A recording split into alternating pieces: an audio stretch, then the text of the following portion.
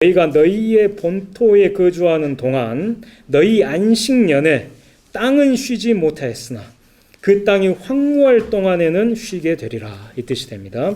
그런데 이 말씀에는 이스라엘 백성이 나라가 망하고 이방의 포로로 끌려가는 심판을 당하게 되는 원인 중 하나는 바로 안식년과 희년의 땅 안식을 지키지 않은 죄 때문이라는 의미가 이제 들어있는 겁니다. 장차 이스라엘 백성이 약속의 땅에 들어간 후에 그들의 탐욕 때문에 하나님의 말씀에 불순종하여 안식년과 희년이 오더라도 땅을 쉬게 하지 않고 계속해서 농사를 짓는 죄를 범하게 될 것이며, 이 죄를 비롯한 갖가지 불순종의 죄 때문에 결국 하나님의 심판을 받아 이스라엘 백성은 나라가 망하여 이방의 포로로 끌려가는 심판을 당하게 될 것이지만, 그 포로로 끌려가 있는 기간 동안 그들의 본토는 쉬게 될 것이다 겁니다. 곧 이스라엘 백성이 안식년과 희년의 땅 안식을 지키지 않으면 하나님은 땅 안식을 지키지 않는 이스라엘 백성을 내쫓으셔서 그 땅이 안식할 수 있도록 만드실 것이다, 이런 의미가 됩니다. 우리는 하나님이 이스라엘 백성을 위해 가나안 땅을 기업으로 주신 것만 생각하기 쉽습니다. 이것도 진실입니다. 그러나 또 하나의 진실은 하나님이 가나안 땅을 위해 이스라엘 백성을 그 땅에 들이시기도 하고 또 내쫓으시기도 하신다는 겁니다. 그러니까 이스라엘 백성을 위해 땅을 주신 것도 진실이지만 반대로 땅을 위해서 이스라엘 백성을 드리기도 하시고 또 내쫓기도 하신다는 겁니다. 땅을 위하여. 그러니까 백성을 위하고 땅을 위하는 이 두 관점이 같이 있는 겁니다, 성경에는. 그래서 땅이 토하여 내친다는 그런 표현들이 성경에 있는 이유가 그렇습니다. 우리는 성경을 읽을 때 하나님, 사람, 땅, 이 셋을 모두 중심에 두고 읽어야 합니다. 이 세 가지 중심이 바로 크리스토퍼 라이트가 제시한 구약 윤리 삼각형의 세 꼭지점이 됩니다. 하나님, 이스라엘, 땅, 이것은 이스라엘 세계관의 세 기둥이며 그들의 신학과 윤리학의 주요 요소들이다, 이렇게 라이트가 말합니다. 우리는 이 세 가지를 삼각관계로 개념화할 수 있을 것이다. 그 각과의 관계는 다른 둘과의 관계에 영향을 미치며 서로 작용했다, 이렇게 씁니다. 그래서 성경을 하나님의 관점, 사람의 관점에서도 읽어야 하지만 땅의 관점에서도 읽을 수 있어야 합니다. 하나님과 사람의 관계, 사람과 사람의 관계에 대해 주목할 뿐만 아니라 하나님과 땅의 관계, 사람과 땅의 관계에 대해서도 간과하지 말아야 합니다. 결국 레위기 26장에 담긴 하나님의 경고가 이스라엘 그 구약 역사에서 이루어지고 말았습니다. 이스라엘은 멸망해서 그 백성은 포로로 끌려갔고 그 기간 동안 그 땅은 안식년을 누림같이 안식하게 되었습니다. 이 역대하 36장의 이 구절, 안식년을 누림같이 그 땅이 안식했다. 이것은 바로 조금 피곤하실 수 있는데 조금만 힘내시기 바랍니다. 세 번째 여기까지 하고 이제 질의응답과 또 토론 시간을 갖겠습니다. 이자 금지 및 부채 탕감입니다. 구약 성경은 가난한 자에게 돈이나 양식을 구워줄 때 이자를 받으면 절대 안 된다고 강조합니다. 레위기 25장에도 그 말씀이 있어요. 내 형제가 가난하게 되어 빈손으로 네 곁에 있거든 너는 그를 도와 거류민 동거인처럼 너와 함께 생활하게 하되 너는 그에게 이자를 받지 말고, 대체 이자를 받지 말고, 그 가난한 형제에게 이자를 받지 말고 내 하나님을 경외하여 내 형제로 너와 함께 생활하게 할 것인즉, 다시 강조하면 너는 그에게 이자를 위하여 돈을 구워주지 말고 이익을 위하여 내 양식을 구워주지 말라. 이자, 이익 사실 같은 의미입니다. 근데 이와 같이 가난한 사람에게 이자 받지 말고 구워줘야 한다는 가르침은 구약에서 매우 중요한 의미를 차지합니다. 먼저 가난한 사람에게 이자 받지 않고 구워주는 것은 영영이 요동치 않을 의인의 삶으로 노래됩니다. 그래서 시편 15편에 여호와여 주의 장막에 머무를 자 누구 오며 주의 성산에 사는 자 누구 오니까 이자를 받으려고 돈을 구워주지 아니하며, 이렇게 되어 있죠. 이자 안 받는 사람, 가난한 사람에게 이자 안 받는 사람이 여호와의 장막, 여호와의 성산에 살게 된다, 이렇게 지금 노래되고 있는 겁니다. 19쪽 둘째 줄입니다. 그리고 고리대업자의 재산은 가난한 사람을 불쌍히 여기는 사람에게 돌아갈 것이 교훈됩니다. 중한 무거운 별리로 이자로 자기 재산을 늘리는 것은 가난한 사람을 불쌍히 여기는 자를 위해 그 재산을 저축하는 것이니라. 그러니까 곧 악인이 자기 재산을 늘리기 위해 가난한 사람으로부터 높은 이자를 받더라도 그 이자로 축적한 재산은 공의로우신 하나님이 그 악인으로부터 빼앗아서 가난한 사람 불쌍히 여기는 자에게 주셔서 그 선인을 통해 결국 다시 가난한 사람에게로 돌아가게 만드신다는 겁니다. 또한 가난한 자에게 이자 받지 않는 자는 하나님의 구원을 받아 반드시 살 것이고, 가난한 자에게 이자 받는 자는 하나님의 심판을 받아 반드시 죽을 것이다. 이 말씀이 에스겔에 의해 선포됩니다. 별리를 위하여 꾸어주지 아니하며 이자를 받지 아니하는 하며 내 율례를 따르며 내 규례를 지켜 진실하게 행할진대 그는 의인이니 반드시 살리라. 이것은 문맥이 심판 중에라도 국가가 멸망하는 그 심판 중에라도 반드시 이런 사람은 살 것이다. 이렇게 지금 약속이 됩니다. 근데 그 다음 이제 대조되죠. 10절부터는 가령 그가 아들을 낳았다 하자 그 아들이 이 모든 선은 하나도 행하지 아니하고 이 죄악 중 하나를 범하여 별리를 위하여 이자를 위하여 꾸어주거나 이자를 받거나 할진대 그가 살겠느냐? 결코 살지 못하리니 이 모든 가증한 일을 행하였은즉 반드시 죽을지라 자기의 피가 자기에게로 돌아가리. 가난한 자에게 이자 받는 자는 반드시 죽을 것이다. 하나님의 참 무서운 말씀이 지금 선포되고 있는 것입니다. 그래서 가난한 자에게 이자 받느냐 받지 않느냐가 이렇게 이제 중요하다는 것입니다. 가난한 자에게 이자를 받느냐 받지 않느냐가 죽느냐 사느냐를 결정짓고 심판과 구원을 가르게 될 것이라고 하나님은 에스겔을 통해 분명히 경고하십니다. 그리고 구약성경은 이자 없이 돈이나 양식을 구워간 가난한 사람이 그 빚을 도저히 갚을 수 없는 형편일 때는 제7년 안식년에 그 모든 빚을 탕감해 주라고 명령합니다. 이와 같이 안식년이 되면 가난한 사람이 진 모든 부채를 탕감해 줘야 한다. 이 가르침의 대표 본문이 이제 바로 신명기 15장입니다. 매 7년 끝에는 면제하라. 그래서 여기 이것은 이제 매 7년 끝 히브리어 직역하면 매 7해들의 끝. 그래서 제7년 안식년을 가리킵니다. 면제하라는 것은 빚을 탕감하라는 것입니다. 면제로 번역된 쉐미타의 동사형이 샤마트인데 그 중요한 뜻은 해방하다라는 뜻이에요. 해방하다. 면제하다. 그 본뜻은 해방하다. 이어지는 신명기 말씀에서 샤마트가 2번 사용되는데 제7년 안식년에 사람을 해방하여 빚탕감을 하라. 사람을 해방하여 빚탕감을 하라 이런 뜻입니다. 그런데 이 단어가 처음 사용된 곳은 출애굽기 23장의 안식년 본문인데 여기서는 제7년 안식년에 땅을 해방하여 쉬게 하라. 여기에 지금 동일한 샤마트 해방하다는 그 단어가 사용됩니다. 너는 6해 동안은 너희 땅에 파종하여 그 소산을 거두고 7째에는 갈지 말고, 이 갈지 말고가 샤마트입니다. 묵혀두어서 내 백성의 가난한 자들이 먹게 하라. 그 남은 것은 들짐승이 먹으리라. 내 포도원과 감람원도 그래야 할지니라.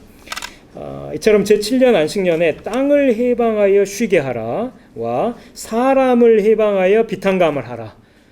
예, 동일한 히브리어를 지금 사용하고 있는 겁니다. 이것은 안식년에 땅을 쉬게 하는 것과 가난한 사람의 빚을 탕감하는 것이 동일하게 해방의 정신을 담고 있다는 진리를 드러내기 위해서입니다. 하나님은 안식년에 땅을 쉼없는 농사로부터 해방하여 땅을 해방하여 안식을 주시는 하나님이시며 또한 가난한 사람을 빚의 압박으로부터 해방하여 그 가난한 사람에게 안식을 주시는 하나님입니다.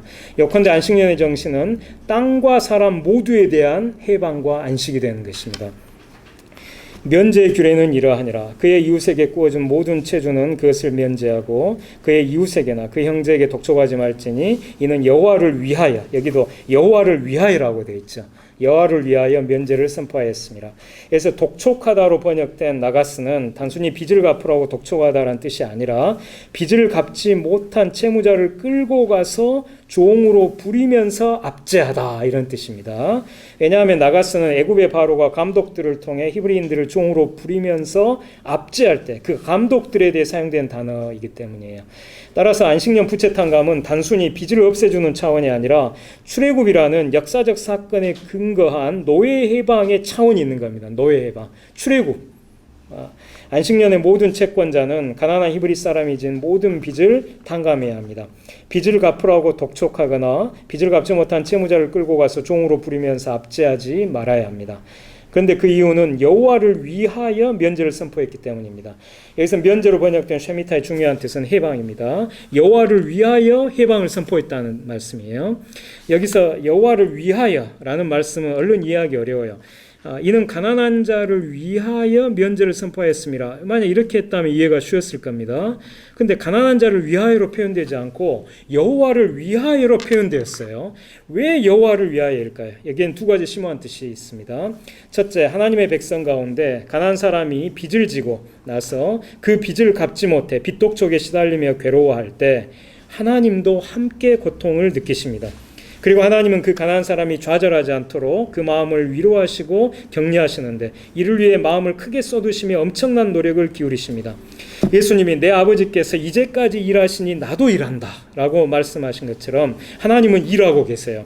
근데 그 하나님의 일 가운데 매우 중요한 것이 바로 하나님이 자신의 백성을 돌보시는 일이며 그 가운데 특히 가난한 백성을 위해 더욱 마음을 쏟으시고 노력을 기울이시며 돌보시는 일입니다. 이는 마치 목자의 일이 바로 양들을 돌보는 것이며 그 가운데 특히 힘없고 약한 병든 양들을 위해 더욱 마음을 쏟고 노력을 기울여 돌보는 것과 같아요. 이처럼 하나님은 하나님의 백성 가운데서 약한 빚을 갚지 못해 빚독촉에 시달리며 괴로워하는 가난한 백성의 그 고통을 하나님이 함께 느끼시며 그가 좌절하지 않도록 도우시며 일하시는 겁니다. 그러므로 제7년 안식년에 가난한 사람이 진 빚을 모두 탕감하여 그 가난한 사람에게 해방을 주는 것은 빚을 갚지 못해 빚독촉에 시달리며 괴로워하는 그 가난한 사람의 고통을 함께 느끼시며 그를 위해 마음을 쏟으시고 노력을 기울이시며 돌보시는 하나님께도 해방을 드리는 것이 됩니다. 그래서 안식년의 빚탕감은 빚을 갚지 못해 빚독촉에 시달리는 가난한 사람을 위하여 해방을 선포하는 것이자 또한 그 가난한 사람의 고통을 함께 느끼시며 그를 돌보시는 여호와를 위하여 해방을 선포하는 것입니다. 가난한 사람을 해방하는 빚탕감을 여호와 하나님은 바로 하나님 자신을 위한 해방으로 받아들이신다는 겁니다. 가난한 사람을 학대하는 자는 그를 지으신 이를 멸시하는 자요, 궁핍한 자를 불쌍히 여기는 자는 주를 공경하는 자니라.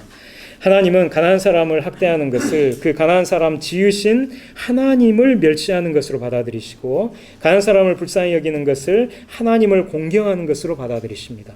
곧 가난한 사람을 어떻게 대하느냐를 하나님은 바로 하나님 자신을 어떻게 대하느냐로 받아들이신다는 겁니다. 따라서 가난한 사람을 해방하는 빚탕감을 하나님은 바로 하나님 자신을 위한 해방으로 받아들이시기 때문에 이 신명기 15장에서 모세는 여호와를 위하여 해방을 선포했다 이렇게 말한 겁니다. 둘째, 여호와를 위하여로 표현된 것은 가난한 사람을 해방하는 빚탕감을 하나님은 바로 하나님 자신을 위한 해방으로 받아들이심으로 하나님이 가난한 사람을 위해 빚을 탕감해 준 사람에게 그의 선행을 갚아주신다는 그 약속의 말씀을 믿고 가난한 사람의 빚을 적극적으로 탕감해 주라는 뜻이 담겨 있어요. 가난한 자를 불쌍히 여기는 것은 여호와께 구워드리는 것이니 그의 선행을 그에게 갚아주시리라. 가난한 자를 불쌍히 여기는 것을 여호와 하나님은 바로 하나님 자신에게 구워드리는 것으로 받아들이셔서 그 선행을 갚아주신다는 겁니다. 가난한 사람의 빚을 탕감해 주라는 하나님의 말씀에 대해 우리는 저항감을 가질 수 있어요. 내가 왜 내 손해를 무릅쓰고 가난한 사람의 빚을 탕감해 줘야 하지? 이런 생각이 눈에 보이는 가난한 사람만 볼 때는 자연스럽게 들 수 있어요. 그런데 그 가난한 사람 넘어 눈에 보이지 않는 하나님을 바라볼 때 우리는 이런 생각이 사라지게 됩니다. 아, 가난한 사람의 빚을 탕감해 주는 내 선행을 바로 하나님이 보고 계시고 그 선행을 잊지 않으시고 내게 갚아주시는구나. 바로 이것이 기독교 윤리의 본질입니다. 수평과 수직이 함께 있는 십자가처럼 수평적으로 가난한 이웃에게 한 행동은 수직적으로 하나님께 한 행동이 됩니다. 그러므로 하나님은 우리가 가난한 이웃에게 한 행동에 따라 우리 자신에게 갚아주십니다. 우리가 가난한 이웃을 위해 베푸는 선행은 곧 우리 자신을 위한 선행인 것입니다. 하나님이 살아계시고 하나님이 지켜보고 계시며 하나님이 갚아주신다는 이 단순한 진리를 믿을 때 우리는 기쁜 마음으로 가난한 이웃에게 선을 행할 수 있는 겁니다. 반대로 이 진리를 믿지 못할 때 우리는 가난한 이웃에게 선을 행할 수 없어요. 설령 행하더라도 억지로 행하기 쉽고 남에게 보여 영광을 얻으려는 잘못된 동의로 행하기 쉽습니다. 그러나 그런 선행은 하나님께 인정받기 어렵죠. 하나님은 이스라엘 백성 가운데 빚을 구워준 사람이 그 빚을 구워간 가난한 사람을 대할 때 바로 믿음의 눈을 들어서 눈에 보이지 않는 하나님을 바라보기 원하셨기 때문에 가난한 자를 위한 빚탕감을 본질적으로 여호와를 위한 빚탕감이라고 선포하게 하신 겁니다.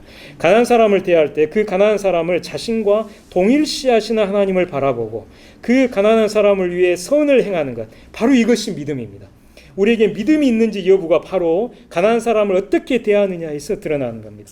하나님을 믿는 사람은 가난한 사람에게 선을 행할 수 있을 것이고, 하나님을 믿지 않는 사람은 가난한 사람에게 선을 행할 수 없을 겁니다. 그럼 왜 이렇게 가난한 자에 대한 선행을 하나님 자신에 대한 선행으로 받아들이실까요? 그것은 바로 그 가난한 자가 바로 하나님의 백성이기 때문입니다.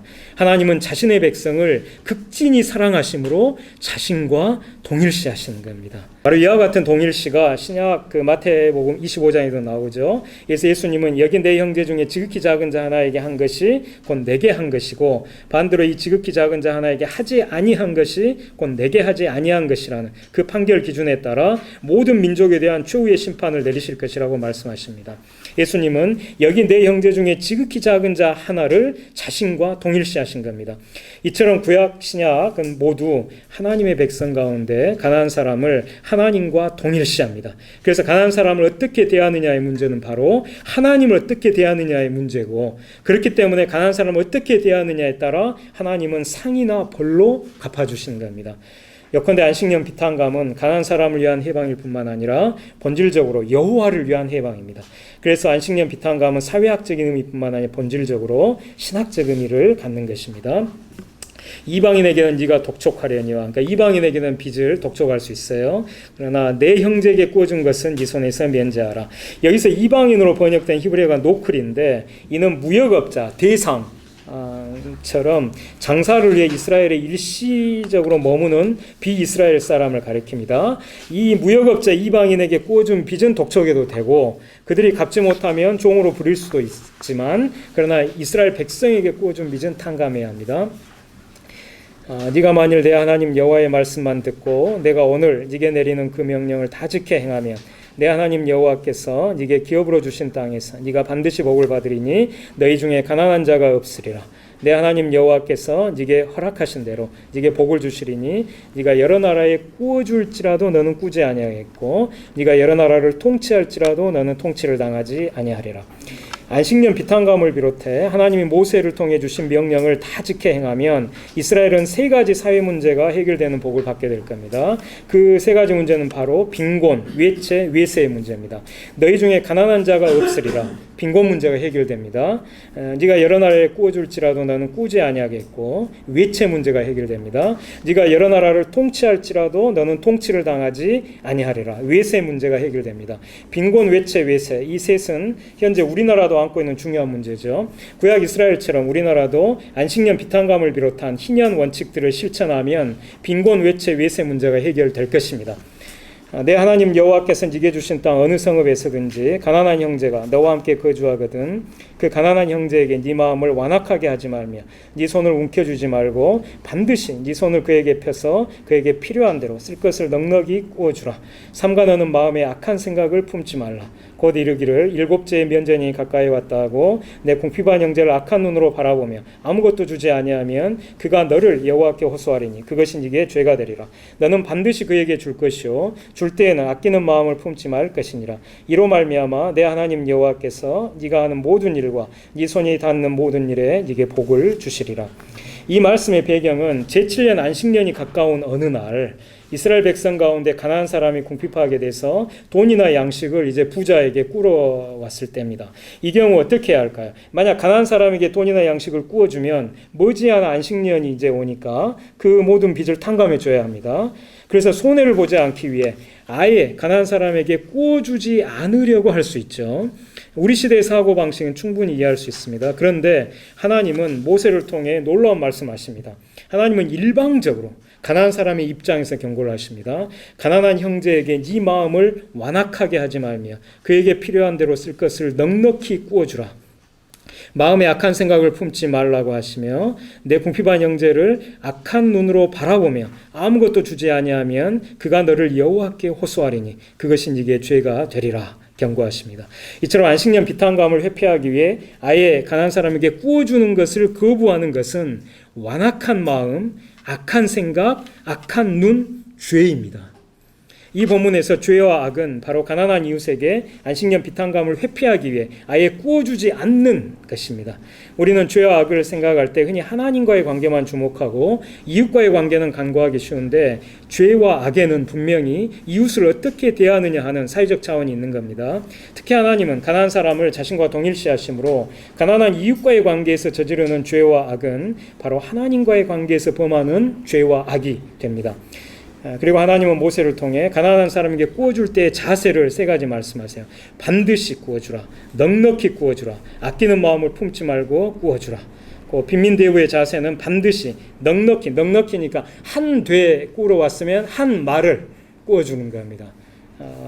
아끼는 마음 품지 말라 하는 것입니다. 이와 같은 성경의 기술은 하나님의 마음과 눈이 가난한 사람의 절박한 사정에 주목하고 있다는 점을 나타냅니다. 어떤 사람은 가난한 사람의 도덕적인 이 모랄 해저드 문제를 내세워서 가난한 사람에게 구워준 빚을 탕감해주면 안 된다고 주장해요. 물론 성경도 빚을 꾸고 나서 그 빚을 갚을 수 있는 형편인데도 안식년이 올 때까지 갚지 않고 버티면서 떼어먹는 자는 악인이라고 분명히 비판합니다. 악인은 꾸고 갚지 아니하나 되어 있죠. 악인은 꾸고 갚지 아니하나 의인은 은혜를 베풀고 주는도다. 이처럼 성경도 악인들이 안식년 비탄감 제도를 악용하는 것과 같은 채무자의 도덕적 해이 문제를 간과하지 않습니다. 그러나 성경이 그 문제보다 훨씬 더 중시하는 것은 바로 빚을 꾸지 않고는 견디기 힘든 가난한 사람의 절박한 사정입니다. 또 꾸어간 빚을 갚으려고 해도 도저히 갚을 수 없는 궁핍한 형편 가운데 채권자로부터 빚독촉에 지속적으로 시달려야 하는 가난한 사람의 괴로운 마음, 그것을 성경은 주목합니다. 그래서 하나님은 안식년 비탄감 제도를 악인들이 악용할 가능성이 있음에도 불구하고 가난한 사람들을 위해 제정하신 겁니다. 시편의 시인은 이와 같은 하나님의 마음을 품고 있기 때문에 악인은 꾸고 갚지 아니하나라고 하면서 악인의 도덕적 해이 문제를 분명히 알고 있음에도 불구하고 바로 이어서 의인은 은혜를 베풀고 주는도다 라고 노래한 후에 다시 그는 종일토록 은혜를 베풀고 구워주니 그의 자손이 복을 받는도다 이렇게 노래합니다. 가난한 사람에게 은혜를 베풀고 구워주는 의인의 자손은 하나님의 약속대로 복을 받을 것입니다. 우리도 시인처럼 가난한 사람에 대한 하나님의 마음을 품어야 합니다. 그래서 빚을 꾸지 않고는 견디기 힘든 가난한 사람의 절박한 사정을 주목하여 빚을 꾸어주고 또 꾸어간 빚을 갚으려 해도 도저히 갚을 수 없는 궁핍한 형편 가운데 채권자로부터 빚독촉에 지속적으로 시달려야 하는 그 가난한 사람의 괴로운 마음을 헤아려서 꾸어준 빚을 탕감할 수 있어야 합니다. 여기서 이제 주의해야 할 것은 가족의 수술비, 대학 등록금, 또 생계비 등이 급히 필요하지만 그 돈을 빌릴 수 없어서 곤란에 처한 가난한 사람에 대해 일정 기간 후에도 꾸어간 사람이 도저히 갚을 수 없을 경우에는 탕감을 해야 한다. 탕감하리라 각오하고 자기 재정 지출의 한계 안에서 돌려받지 않아도 괜찮은 소액을 꾸어줘야 한다는 겁니다. 타인의 사업 자금을 마련해 주기 위해 생계가 아니라 사업 자금을 마련해 주기 위해 자기가 사는 집을 담보 잡히거나 해서 거액을 꾸어주는 것은 결코 안 되는 겁니다. 이건 해서는 안 돼요. 가난한 사람의 긴급한 생계자금을 위해 돌려받지 않고 탕감해 주어도 괜찮은 소액을 꾸어주는 겁니다. 그리고 보증 서는 것은 성경이 그 마음으로 보증은 절대 서면 안 되는 겁니다. 땅에는 언제든지 가난한 자가 그치지 아니하겠으므로 내가 네게 명령하여 이르노니 너는 반드시 네 땅 안에 내 형제 중 곤란한 자와 궁핍한 자에게 내 손을 펼치니라. 여기서 땅에는 언제든지 가난한 자가 그치지 아니하겠으므로 이 말씀은 얼핏 보면 그 앞에 너희 중에 가난한 자가 없으리라는 말씀과 모순되는 것처럼 보여요. 그러나 이 두 말씀은 모순되지 않아요. 땅에는 언제든지 가난한 자가 그치지 아니하겠으므로 이 말씀은 인간 세상의 불안정성 때문에 가난한 사람이 그치지 않을 것이라는 뜻이에요. 그 사람의 장애, 질병, 부상, 나태, 전쟁, 권력자들의 불의한 수탈, 가뭄, 홍수처럼 인간 세상이 불완전하기 때문에 가난한 사람이 그치지 않을 것이라는 말씀이에요. 이에 비해 너희 중에 가난한 자가 없으리라는 말씀은 그와 같은 인간 세상의 불안정성 때문에 가난한 사람이 그치지 않겠지만 안식년 비탄감을 비롯한 하나님의 말씀에 순종하면 가난한 자가 없게 될 것이니 안식년 비탄감을 비롯한 하나님의 말씀에 순종하여 가난한 자가 없게 되는 희년 세상을 만들라 이런 뜻입니다. 그래서 땅에는 언제든지 가난한 자가 그치지 아니하겠으로라는 말씀을 땅에는 언제든지 가난한 자가 그치지 않을 테니 가난을 해결하려고 하면 안 돼. 가난을 해결할 수 없어. 라고 숙명론을 받아들이면 안 됩니다. 예전에 제가 제 후배랑 대화하다가 그 후배가 바로 이렇게 얘기를 하더라고요.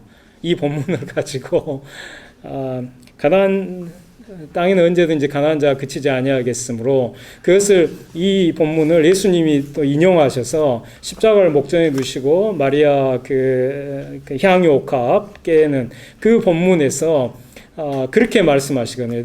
땅에는 언제든지 가난한 자가 그치지 아니하겠으므로, 그걸 인용하셔서 가난한 자는 너희와 언제나 항상 함께 있거니와 나는 그렇지 아니하니, 이렇게 말씀하시거든요. 그래서 그 본문을 해석하면서 예수님도 가난한 자가 너희와 항상 함께 있을 것이다 라고 했으니까, 가난한 자는 그 가난의 고통에서 벗어나면 안 되고 그 가난의 고통 가운데 계속 고통을 당해야 되는 게 그게 하나님의 뜻 아니냐. 여러분 어떻게 생각하세요? 그게 아니죠. 정반대로 해석한 것이죠. 하나님이 그렇게 잔인한 하나님입니까? 가난한 사람이 그 가난의 고통 속에서 계속 그 고통당하고, 그래서 가난한 사람이 끊어지지 않고 이 세상 가운데 언제나 가난한 사람이 함께 반드시 있어야만 되는 게, 그게 하나님의 뜻이 결코 아니죠. 그 정반대로 해석한 것이죠. 안식년과 희년의 이 정의롭고 자비로운 하나님의 법, 이 원칙들을 우리 시대에 맞게 창조적으로 구현해서 실천해 나감으로써, 그래서 이 땅 가운데서 가난한 사람이 한 명도 없게 되는 그런 희년 세상을 만드는 게 하나님의 뜻인 것이죠.